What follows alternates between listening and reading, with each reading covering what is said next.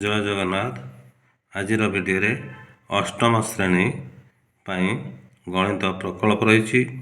ତେଣୁ ପିଲାମାନେ ଭିଡ଼ିଓଟିକୁ ସମ୍ପୂର୍ଣ୍ଣ ଦେଖ ଏବଂ ପ୍ରକଳ୍ପଟିକୁ A4 ସାଇଜ ପେପରରେ ଲେଖି ବିଦ୍ୟାଳୟରେ ଦାଖଲ କରିବ। ଭିଡ଼ିଓଟିକୁ ଲାଇକ୍, ସେୟାର, କମେଣ୍ଟ ଏବଂ ସବସ୍କ୍ରାଇବ୍ କରିବ। ସରକାରୀ ଉଚ୍ଚ ପ୍ରାଥମିକ ବିଦ୍ୟାଳୟ ତୁମ ବିଦ୍ୟାଳୟ ନାଁ ଲେଖିବ। ପ୍ରକଳ୍ପ କାର୍ଯ୍ୟ, ପ୍ରସଙ୍ଗ, ନାମ, ତୁମ ନାଁ ଲେଖିବ। ବିଷୟ ଗଣିତ, ଶ୍ରେଣୀ ଅଷ୍ଟମ, ରୋଲ୍ ନମ୍ବର, ଯାହାର ରୋଲ୍ ନମ୍ବର ଯାହା ଲେଖିବ ଆଉ ଦାଖଲ କରିବା ତାରିଖ ଲେଖିବ। ପ୍ରୋଜେକ୍ଟ 1 ଟପିକ୍ କାର୍ଡ଼ବୋର୍ଡ଼ରେ ଯେକୌଣସି ଦୁଇଟି ବହୁଫଳକ ତିଆରି କରି ୱିଲରଙ୍କ ସୂତ୍ର V+F-E=2ର ସତ୍ୟତା ଦର୍ଶାଅ।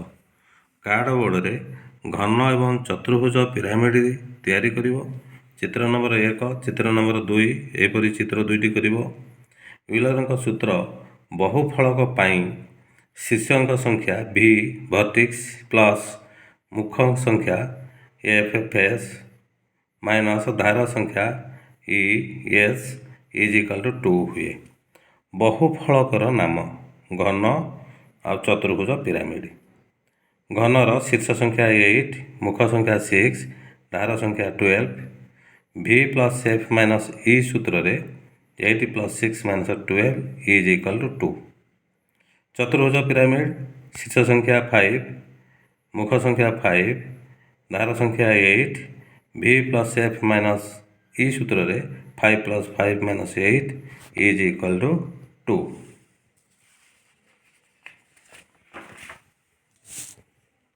ପ୍ରୋଜେକ୍ଟ 2 ଟପିକ୍ ଘରର ଯେକୌଣସି 5ଟି ସାମଗ୍ରୀର ଲିଖିତ ମୂଲ୍ୟ ଓ କ୍ରୟ ମୂଲ୍ୟକୁ ବିଚାରକୁ ନେଇ ଉକ୍ତ ସାମଗ୍ରୀର ରିହାତି ଓ ଶତକଡ଼ା ରିହାତି ନିର୍ଣ୍ଣୟ କର।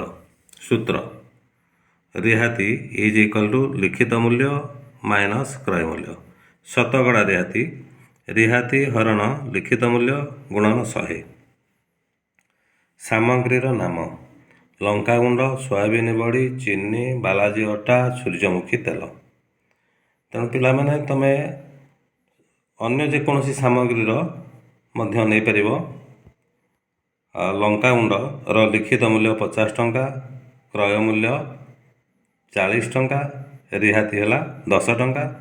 ତାକୁ ଶତକଡ଼ା ରିହାତିରେ ପରିଣତ କରିବା। ଶତକଡ଼ା ରିହାତିର ସୂତ୍ର ହେଲା ରିହାତି ହରଣ ଲିଖିତ ମୂଲ୍ୟ ଗୁଣନ 100। ତାହେଲେ ଏଠି ଶତକଡ଼ା ରିହାତି ହେବ 10 ହରଣ 50 ଗୁଣନ 100 = ଶତକଡ଼ା 20। ସେହିପରି ସୋୟାବିନ ବଡ଼ି, ଚିନି, ବାଲାଜି ଅଟା, ସୂର୍ଯ୍ୟମୁଖୀ ତେଲର ହିସାବ କରି ଏହିପରି ଲେଖିବ।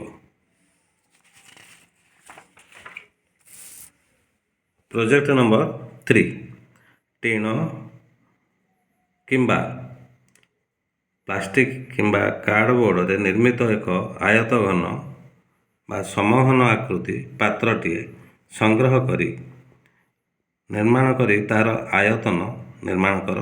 ସେଥିରେ କେତେ ଲିଟର ପାଣି ଧରିବ ସ୍ଥିର କର। ଆୟତ ଘନର ସୂତ୍ର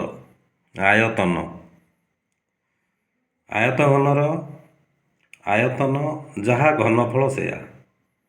ତେଣୁ ଆୟତନ ହେଲା V ଭଲ୍ୟୁମ୍ ଲମ୍ବ ଗୁଣନ ଓସାର ଗୁଣନ ଉଚ୍ଚତା, ଅର୍ଥାତ୍ V volume L × B × H। L ଲମ୍ବ ଲେନ୍ଥ, B ଓସାର ବ୍ରେଡ୍ଥ, H ଉଚ୍ଚତା ହାଇଟ୍। ମନେକର ଗୋଟିଏ ଆୟତାକାର ପାଣି ଟାଙ୍କିର ଲମ୍ବ 5 ମିଟର, ଓସାର 4 ମିଟର ଓ ଉଚ୍ଚତା 3 ମିଟର। ଏଥିରେ କେତେ ଲିଟର ପାଣି ଧରିବ?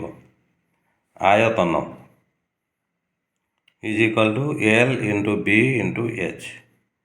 ଲେନ୍ଥ ହେଲା 5, ବ୍ରେଡ୍ଥ 4, ହାଇଟ୍ 3। ତେଣୁ 5 20 30 60 ଘନ ମିଟର। ପାଣିର ପରିମାଣ ହେଲା 60 ଗୁଣନ 1000 60,000 ଲିଟର। ଏଠି 60 ଘନ ମିଟର ଅଛି। 1 ଘନ ମିଟର ସମାନ 1000 ଲିଟର। ତେଣୁ 60 ଘନ ମିଟରରେ ଆମେ ଯଦି 1000 ଗୁଣିଦେବା ତାହେଲେ ଘନ ମିଟରଟା ହେଇଯିବ ଲିଟର। ତେଣୁ 60 ଗୁଣନ 1000 ସମାନ 60,000 ଲିଟର। ଏତକ ଲେଖି ସାରିଲା ପରେ ଏ ପ୍ରୋଜେକ୍ଟକୁ ଟିକେ ସଜାଡ଼ି ଦେବ।